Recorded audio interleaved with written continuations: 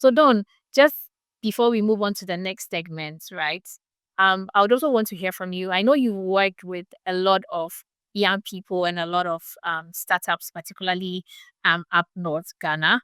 Um, Maybe majority of them are from rural areas, and they have certain kind of mindset and things that may limit um their participation or them being able to build very successful businesses.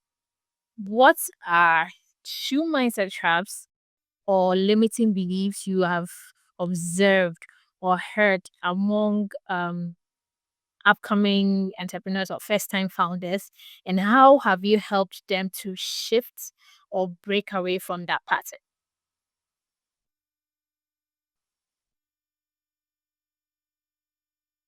Right. So for me, the number one thing I observed in young people, most young people, is the fear of failure. The fear of failure. How about if this doesn't happen?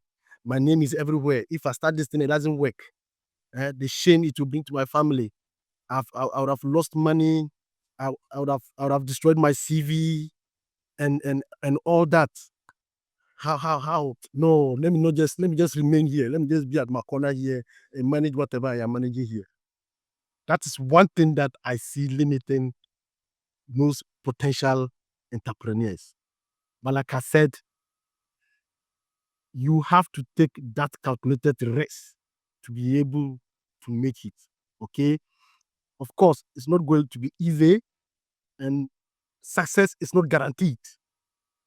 But then you have to work towards success. And so that's one of the things I have seen. The second thing is complacency. As young people as we are, the energy, complacency. Once the first task is successfully executed, then complacency sets in. You go to sleep and assume that, oh, I've done it before, I can do it again. Young people, one of the things that is limiting us is complacency. You ask for two, but let me add two. Another thing is indiscipline. In entrepreneurship, if you are not disciplined, you will not make it. Let me give you a practical example. In Tamale here, I ride a bike most of the times. Once I am riding towards a fuel station and the fuel station attendant does not start, does not stand up to receive me, I ride past to the nearest fuel station. This is practical. Once I'm riding towards, I'm curious to know why. I'm curious to know why. so I am coming to buy fuel. I'm just using that as an example.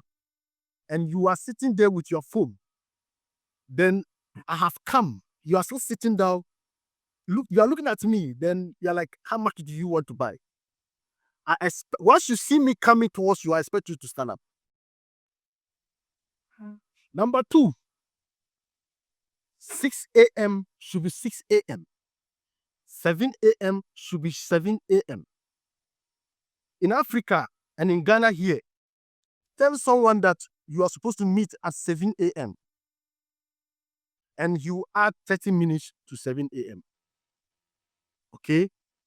And that is one thing that young people we must avoid. Time is money.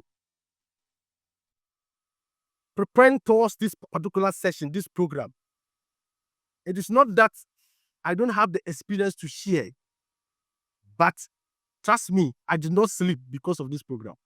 Until the program is over, I will not sleep. That is who I am. I don't, I don't underestimate any task at all. As an entrepreneur, you must not underestimate the task ahead of you. You must not underestimate your customers. You must not underestimate your teammates. You must not underestimate your employees, and try and avoid overconfidence in entrepreneurship. And so these are some of the things I see in young people, working with young people. sometimes you go for a program and the first stage of the program, everybody is hailing them. Then they move to the next stage and they're like, okay, we've done it before. We are known to be good. And so they go to sleep. And Ferdinand said something. Feedback is very, very important. And so for me, I think that if we shun indiscipline, complacency, overconfidence, and then we respect time, we will succeed as entrepreneurs.